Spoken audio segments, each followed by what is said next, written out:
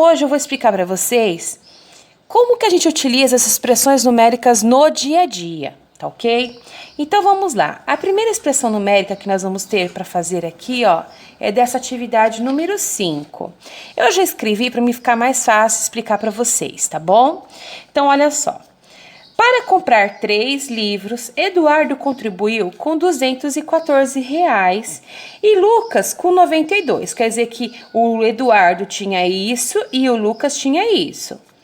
Sabendo que os livros tinham o mesmo preço, ou seja, preços iguais, determine quanto custou cada livro. Então, primeiro eu tenho que saber quanto que o Eduardo tem e o Lucas tem e fazer uma soma, juntar isso, certo? Para depois dividir por 3, porque eu sei que os livros têm o mesmo preço.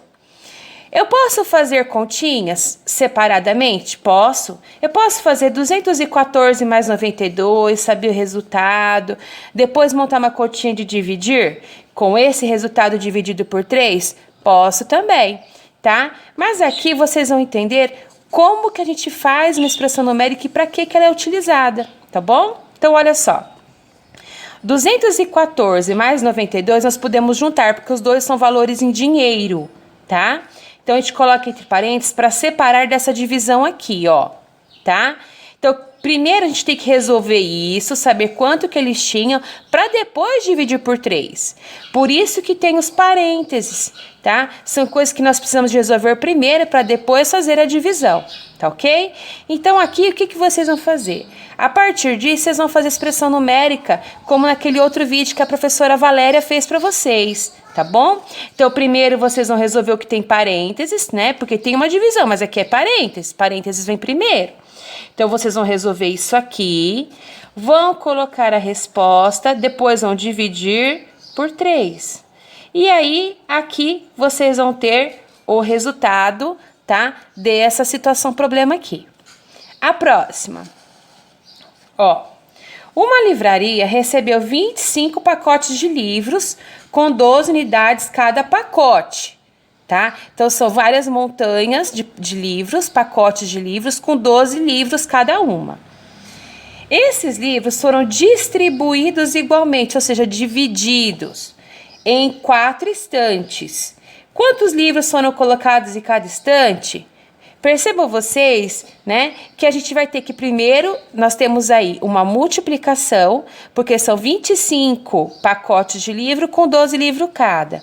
E depois nós temos que dividir isso por 4. Então, a nossa expressão numérica já está formada. Vocês podem resolver aqui na ordem, tá? Porque multiplicação e divisão podem ser resolvidas juntas. 7. Uma distribuidora de doces comprou 362 barras de chocolate que serão colocadas em caixas. Olha só, hein?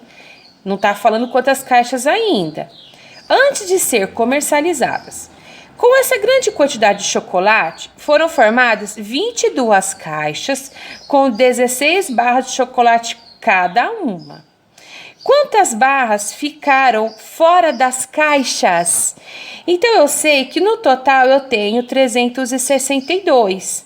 E para eu saber quanto ficou fora da caixa, eu tenho que tirar essa daqui, que é 22 caixas, né, com 16 cada uma. Eu sei que eu consegui colocar 16 barrinhas de chocolate dentro de 22 caixas. Então, o que eu vou ter que fazer? 362, que é o total, menos as 22 caixas com 16 chocolates cada uma. Só que aqui, na hora de resolver, qual que eu vou resolver primeiro, pessoal? Lembra-se das ordens que nós tínhamos que fazer das eliminações? Primeiro eu elimino parênteses, depois multiplicação e divisão, depois subtração. Então, eu não posso fazer 362 menos 22. Eu tenho que fazer o quê? Eu vou copiar o 362, vou subtrair e vou fazer essa multiplicação primeiro. Vocês vão montar a continha, colocar o resultado aqui, ó. Depois é só fazer a subtração. Vai dar igual, aí vocês vão colocar o valor que vai dar a resolução da situação problema, que seria quantos chocolates, né, ficaram fora da caixa. A 8. A 8 é um pouquinho mais confusa, tá? Eu vou explicar aqui, pessoal, tá? Mas vocês têm outras formas de se resolver ele. Podem fazer com calma. O importante é chegar no resultado, tá? Caso vocês não compreendam, entre em contato com a professora para poder explicar novamente, tá bom? E aí eu vou procurar uma outra forma de explicar, tá? Caso vocês não consigam entender assim. Então vamos lá. Um comerciante comprou 3 dúzias de peças de queijo. 3 dúzias, quanto que é, pessoal? Uma dúzia não é 12? 3 dúzias é igual a quanto? 36, certo? Então, pensem aí que são 36 peças de queijo. Pagando R$8 por peça, certo? Então, se ele comprou 3 dúzias e cada peça foi 8, eu tenho que fazer o quê? Uma multiplicação, tá? Das peças compradas, ou seja, de tudo isso que ele comprou, dessas 36, 9 estragaram. Então, é 36 menos 9. E as restantes foram vendidas por R$15, ou seja, das 36 ele vai tirar 9 e vai multiplicar por 15. Nessa situação, esse comerciante teve lucro ou prejuízo? De quanto? O lucro, pessoal, é quando a gente pega, vamos supor, se eu comprei uma lapiseira a R$2 e eu vendi ela a R$3, eu tive o lucro de R$1. Ou seja, eu ganhei R$1 acima do valor que eu paguei. Então, o que vocês vão ter que fazer? Primeiro, vão ter que descobrir quanto que ele gastou para comprar tudo, tá? E depois ver o que ele vendeu, certo? Pelo valor que ele vendeu. E aí, vocês vão fazer uma continha de menos. Só que vocês não podem esquecer, porque ele perdeu 9 peças aqui, tá? Não pode esquecer isso. Então, agora eu vou explicar fazendo as expressões, tá bom? Então, vamos lá. Então, olha só, ele comprou 3 dúzias, né, ó, 3 vezes 12, por R$8 cada uma. Então, a primeira expressão numérica que eu vou resolver vai ser essa, tá? E aqui vocês podem resolver essa daqui primeiro, ó, né? Que a Pro até falou já que dá 36, vou até colocar aqui, e fazer vezes o 8. E aí, vocês vão ter quanto... Vocês vão poder colocar a resposta aqui, ó. Vocês vão ver quanto foi que ele pagou pelas 36 peças de queijo, certo? Depois, o que ele vendeu? Ele não tinha mais 36, porque ele perdeu 9. Então, eu coloco entre parênteses aqui, porque eu tenho que resolver isso aqui primeiro. Então, olha só, 36 menos 9, né? Depois vezes o 15. Como eu tenho que resolver isso aqui primeiro, pessoal, por mais que aqui eu tenha uma multiplicação, eu tenho que fazer esse daqui do parênteses primeiro.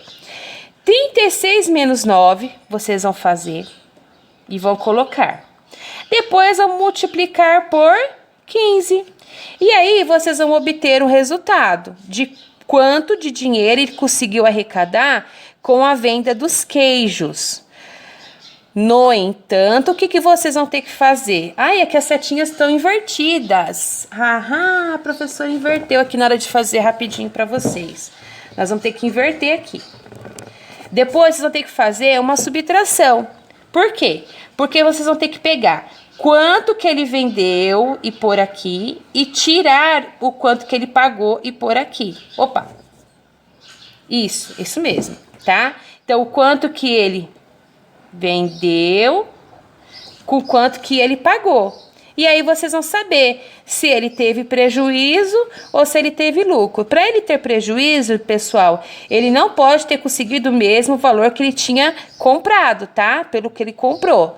Prejuízo é isso, vamos supor. Eu compro a lapiseira por 2 e eu vendo ela por R$1, ou seja, eu tive prejuízo de R$1, tá? Lucro é quando eu tenho dinheiro a mais, tá ok?